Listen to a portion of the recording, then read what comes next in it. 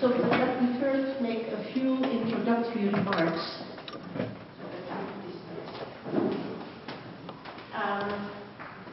Because a lot of unclarity and unease, that's the word you also use, in the development debate, comes from the particular way we think about religion.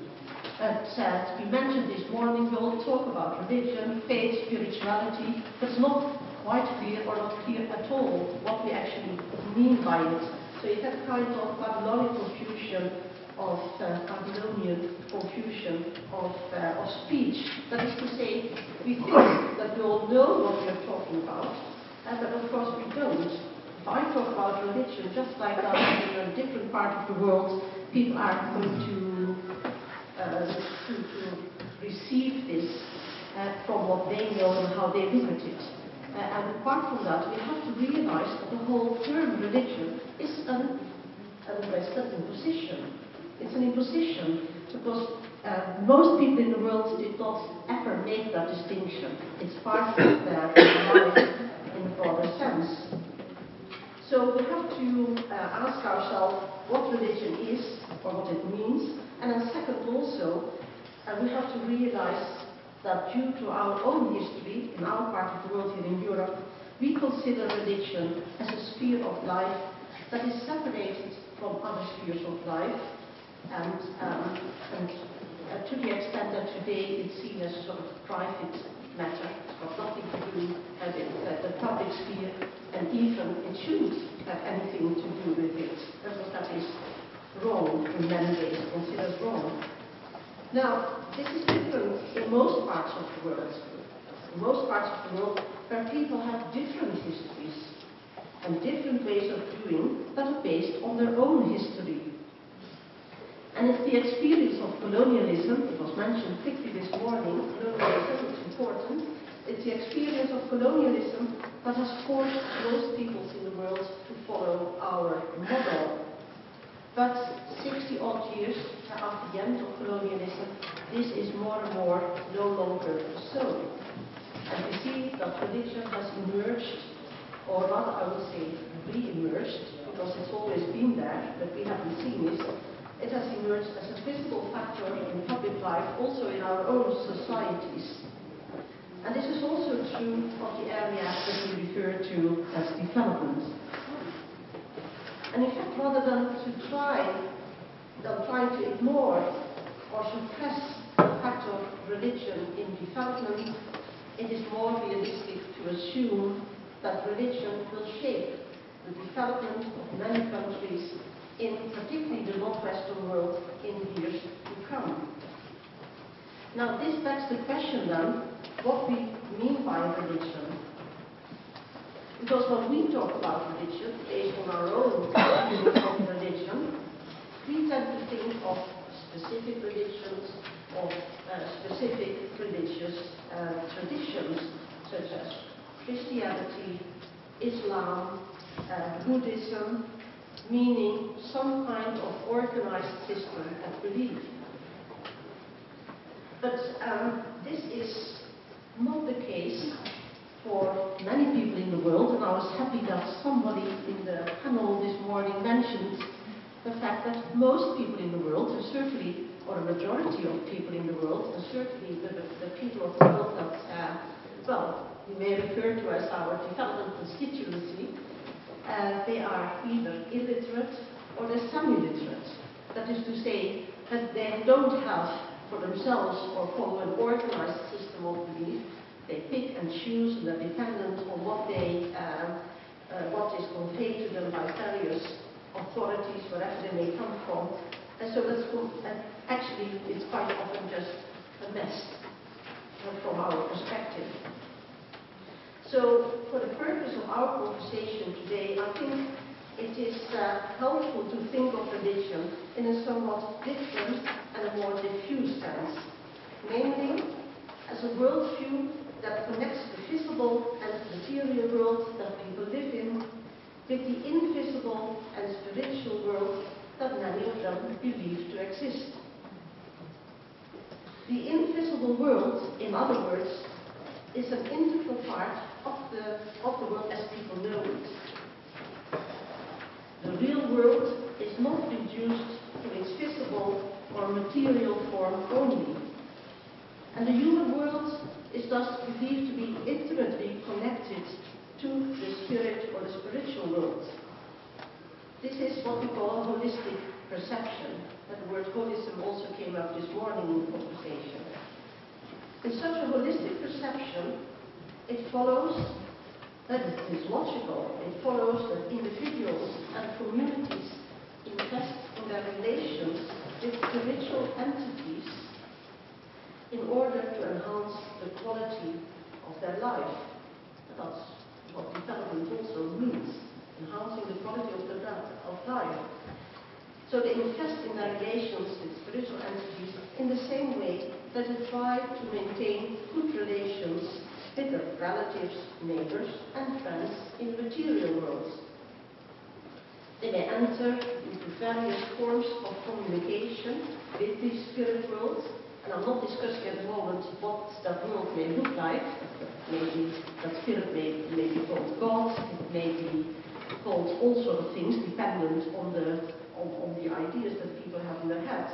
But it's nevertheless, it's a spirit world of some sort, in with which they can enter into various forms of active communication in such a way, and that's important, in such a way as to derive information from it with a view to furthering their material welfare or interests. And we can see that in all religious traditions, also in Christianity, also in Islam. And we often think of these monotheistic and Abrahamic religions as particularly as organized systems of religion, but also most Muslims and most Christians in the world. These are poor people, literate, semi-literate. If you go to Africa, if you go to Asia, if you go to Latin America, these are not great knowers of, they're not great intellectual knowers of doctrines and dogmas and all these sort of things. So they also deal with these main messages of Christianity and Islam in a way that links up with what they already know about the world. And we can see this, for example, particularly at the moment among migrant communities in our own countries. There also people frequently call on the invisible world, on the spirit world, to enhance the quality of their lives. And a lot of this has been, in many ways, an eye-opener for me when I did rather pioneering research in the 1990s on African religious communities in the Netherlands, which was a totally new thing at the time. And for the outside world, it looks, they have a rather condescending view. Also, the mainline Christians, they see them as hallelujah shouters, people who sit down passively waiting till somebody, God or the Holy Spirit, comes and helps them. This is not at all the case. This is not at all the case. It's an active communication between the believer and his or her God in such a way that if you join forces, you're actually going to get something out of it, which is often actually the case.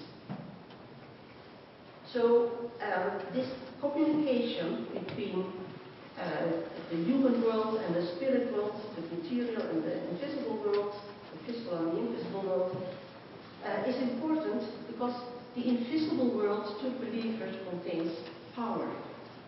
It contains power, real power, spiritual power. And spiritual power to believers is real power.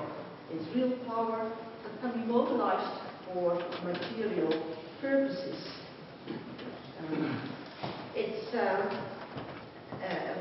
I think we have to ask ourselves why in our own societies, it's a worldwide trend, but we also see it in our own societies, why there is so much interest in such a growth of Pentecostalism, charismatic trends and churches, but also in Islam.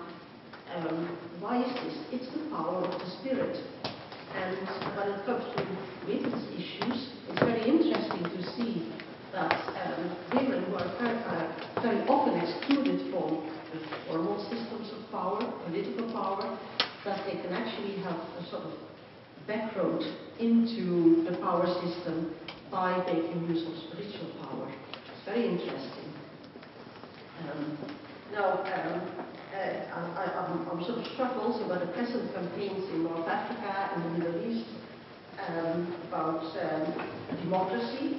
Now, this has little to nothing to do with Islam as an ideology, but it has to do with Islam also as a source of power, spiritual power in the face of seemingly stronger political powers. We hear all the time, Allahu Akbar. God is great. It's the power that they call upon and that they believe that in the end will bring down the political powers of Africa.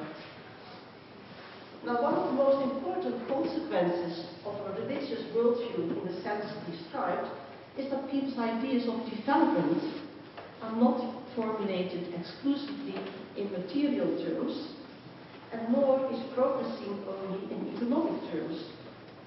And we can see this particularly, for example, just example, in contemporary discussions on Islamic banking.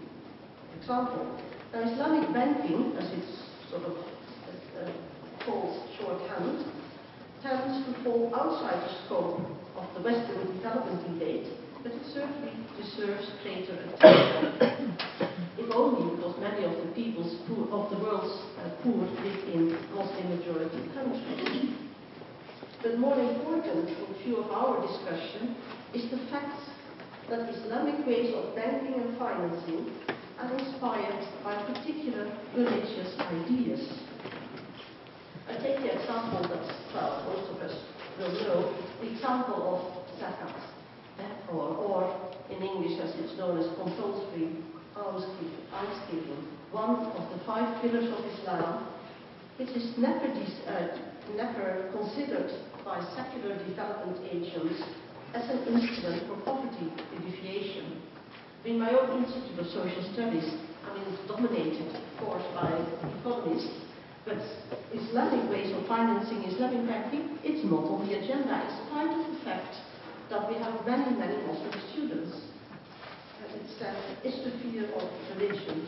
Now, the purpose of zakat is to promote equality by redistributing wealth from the rich to the poor, as well as keeping wealth clear of greed and selfishness. And so we see how religion and morality are coming together in the notion of zakat. And yet this is not a matter of charity, but it's a matter of social justice. It's a religious duty on the hand of the part of the rich, and it is a right, an entitlement on the part of the poor. There's a lot to say about that. But the point is that all that I'm trying to get across is that all this reflects a different view on what development is and what it means to people. For a religious believer in general, we may say inner and outer development go hand in hand, and one cannot go without the other. Or to do things differently, you cannot change or transform society if you don't change yourself for the better first. So you have to start with yourself and change your own personality, your own being. Inner change goes before outer change. And I was struck telling in that you were referring, rightly so, to James Bolton, but already in 1995, so that long ago, he already said in a particular meeting that the central mission of the World Bank was, and I quote him, that to meld economic assistance with spiritual, ethic, and moral development.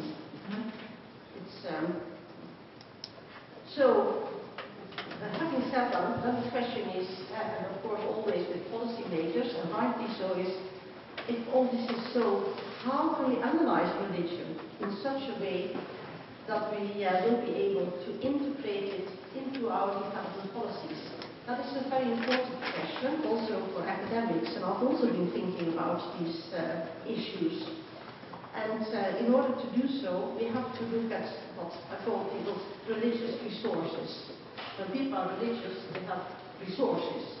A religion is a resource itself. Now, I propose, and have proposed before, that for the sake of for analytical purposes, to make things sort of manageable and more handy, so to speak, that we divide, or we may divide, and do also things, religion into 4 main categories that can be found in all the world's religious traditions. And these 4 strands are, in short, religious ideas, religious practices, religious organization, and religious experience. Religious ideas refers to the content of belief. And when we inquire religious ideas, we seek to understand what people actually believe and why. Religious practice refers to the ways in which people act on the basis of their belief. And this is often in the form of ritual behavior. Religious organization refers to the community aspect of religion. Or in other words, how do people organize themselves on the basis of their belief? And this is what we are mostly familiar with in development circles, religious organizations, or faith-based organizations. And then the difficult one, religious experience, because that refers to the, what in more mundane terms we may call the psychic attitudes that religion may induce in particular, particularly in individuals, such as the subjective experience of inner change or transformation. Now, the point that is important for our discussion today is that all these various dimensions of religion produce knowledge. Knowledge that in many cases can be made beneficial to the community. And each of these, in my view, can be explored for development purposes. And that's what we have to begin to do. Now I want to make it more concrete. I'll give a few examples of each. Religious ideas. I already mentioned some of the Islamic ideas about the economy. And I think a very good example of a country that's done enormously well on the, by applying these principles very strictly is Malaysia. It's a very prosperous country, but also very strict, and maybe even rigid in a few of some, in its application of Islam and Islamic principle in financing. But there are also smaller and more practical examples. And I give an example from Zambia. When NGO tried to, or we tried, there's a lot of HIV/AIDS, also in Zambia, and some of the NGOs started to build hospices. Hospice, well, in our countries, we know that as not just as an act of compassion, but as something that helped people in the last phase of their lives. And guess what happened? Once these hospices were built, nobody wanted to come there. And why is that? Why is that? Because if you were to go to that house, to that place, to that hospice, you would be sure you would be dead. You were going to die. This was the place where you were going to die. And the philosophy in Africa, by and large, is not on death, it's on life. And so it takes away all the hope for people who know, of course, that they're going to die, but they don't want to be put in a house where it's sure that they will die, and everybody will know that they're going to die, and nobody wants to visit them anyway, because they may also end up dying. It's a problem. Well, they will in the end, but that was the idea.